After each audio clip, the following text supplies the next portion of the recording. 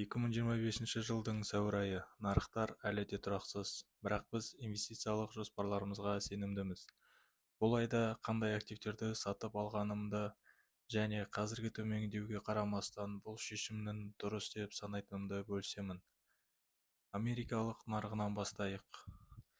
Мен 15 ETF SCHG акциясын $23.07 жалпы сомасы $347.96 және 6 ETF SCHG акцияларын $25.65 жалпы сомасы $154.76 сатып алдым.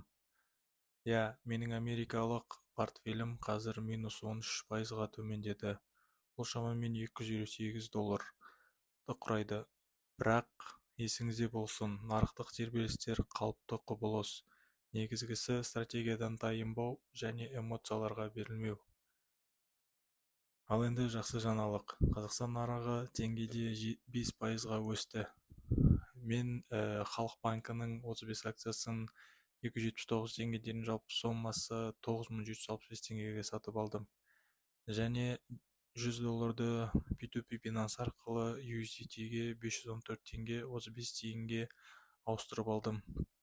Криптовалюталарда төмендеуден өтіп жатыр. Менің биткоин портфелім 6%-ға немесе $24 төмендеді. Бірақ біз білеміз, әр қыстан кейін көктем келеді.